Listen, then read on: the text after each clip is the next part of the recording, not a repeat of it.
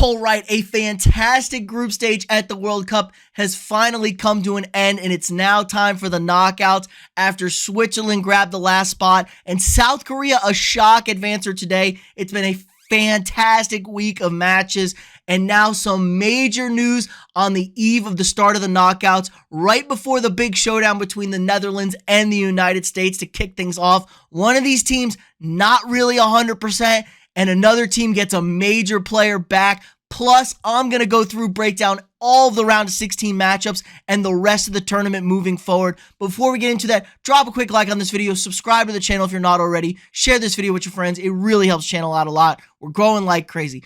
All right, so on the eve of the start of the knockouts, before the match between the United States and the Netherlands at 9 a.m. Saturday morning here stateside, the Dutch apparently are having a flu outbreak, or at least flu-like symptoms throughout the entire team. Normally today would be an 11-on-11 scrimmage between the starters, get everybody good to go and ready, but they just had a light walkthrough. They said there's a flu going around amongst the team. The head coach, Van Gaal, said, with this group, we need to listen, we need to communicate. I'm thinking I'm going to have about 15 players out, so absolutely shocking news. Now, everybody's not 100%, but I think maybe, quite maybe, they're already pre-building in excuses. This sounds like a scared team, my friends. I could be totally wrong, but there's a lot of pressure on the Dutch to advance past this United States team, who's the second youngest team in the tournament. Many people didn't have them in this knockout, but he did go on to say that the United States is a fantastic team, one of the best teams, fine-tuned. It's going to be a tough match. He said, I think we can overcome it. We have a good team too. He's saying all the right stuff, but man, this is not something you want to hear if you're a Netherlands supporter. Everyone has talked about the cold kind of going around. It is flu season. We're playing this thing in the winter. It is possibly going around, but 15 guys possibly out, that's a lot. And if guys aren't 110%, I mean, soccer's a physical, endurance toll on you. You're running miles a game. It's 90 minutes of running. It's really tough. Plus 120 now if we go to extra time, penalties. But guess what? They're saying the flu is to blame on the air conditioning. You're blaming the air conditioning now? The air conditioning apparently around the entire thing, multiple teams have complained about, is doing just a fantastic job. It's running nonstop, keeping things at a cool 60 degrees, which is pretty cold when it's been 80 outside in most of the games and playing fields. So it is a lot cooler. Maybe they should have tuned that thing back up to 65, make it a little bit more bearable for everybody. But come on, guys, you're blaming the air conditioning at this point.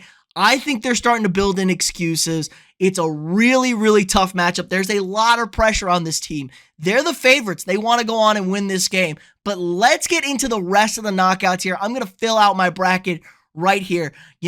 This was a 50-50 game going in. I was leaning the Netherlands. I think they're a very tough matchup for the United States. But honestly, I'm not loving this coming out. And let's not forget, I almost forgot, superstar Christian Pulisic was fully cleared to play in this game for the United States, the hero goal scorer against Iran, to send them through to the knockouts.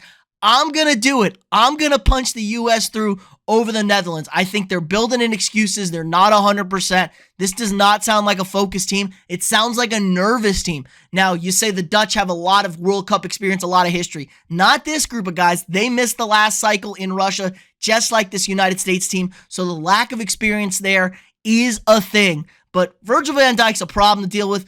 I'm hoping he's one of the guys that's out sick, not feeling good, got a little poopy in his pants. He can't play. But let's get into the next game on Saturday, Argentina and Australia. That's an easy one right there. Good run by the Socceroos. Really fantastic stuff. They're a fun story that they qualified, but they're just not up to the level and, quality of Argentina. Argentina lost that opener, and they've looked fantastic ever since. Japan, Croatia on the bottom side here. This one is, actually, let's go over here. No, yeah, we'll just do this game. Japan and Croatia on Monday. I like Japan here. I know Croatia, your semifinalist 2 years ago, but Japan's got a hot streak, man. They beat Spain and they beat Germany, both coming from behind. So this is a team that's okay with trailing. They got a lot of momentum. They got a lot of good mojo going. I'm liking Japan here. Brazil, South Korea. South Korea, a fun story. A goal in the 91st minute today to send them through to the knockout rounds. Kind of a shocker, really. Everyone had Portugal. Everyone either had Uruguay or Ghana. And here comes little old South Korea sneaking on through. So that's been a great run for them. But this is pretty easy here. We're going to punch Brazil through. We can punch Brazil through again. This is one of the best teams in the tournament. Really going to be surprised if they don't make it this far. But Sunday, England and Senegal. England, one of the better teams. Senegal, without their best player, Sadio Mane, not available for the World Cup. Good on Senegal to make it this far with that group of guys. They're going to get bounced by England. And France, one of the best countries in the world, the defending World Cup champions. This is a matchup now, folks. England versus France. And let's see. Oh, no, my camera blocking the bottom part of this bracket. But we got Morocco and Spain. And we got Portugal and Switzerland. I'm just going to punch through Spain and Portugal right here. I'd be a little concerned if I was Spain, though. Morocco is a very strong club. They won their group. They're one of the best teams out of Africa. They're playing really, really well.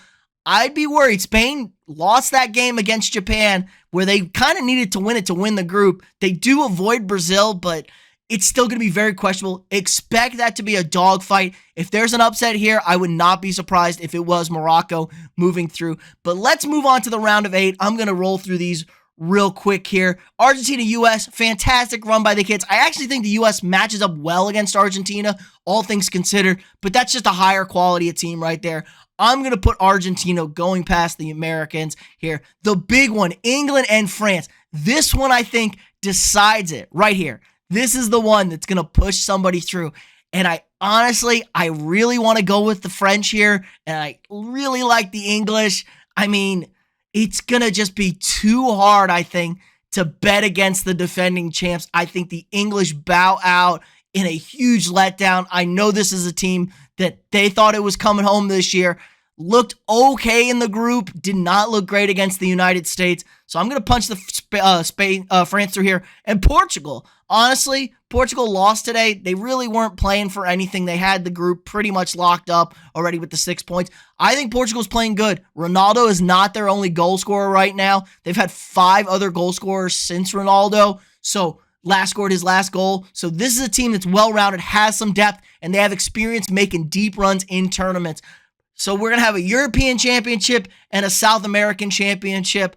Really, this is going to be tough for me. I just think this is a lot harder of a region to get through than this part of the region. I'm going to put Brazil in the finals. Neymar should be healthy around this point here, so he should be back. And I'm going to get risky here. I'm going to punch France through, and I think this is going to be a fantastic matchup. France and Brazil in the final. And I'm going to save that pick for you, tease it out, maybe have a little bit something later coming forward. But for right now, that's my final projections. It's Brazil versus France for the World Cup final on December 18th. Let me know what you guys think in the comments below. Am I too high on some teams? Am I way overhyping the Americans? How big is this flu impact on the Dutch team? Again, let me know what you think in the comments below. Like this video, subscribe to the channel if you're not already, share this video with your friends, and I'll see y'all tomorrow.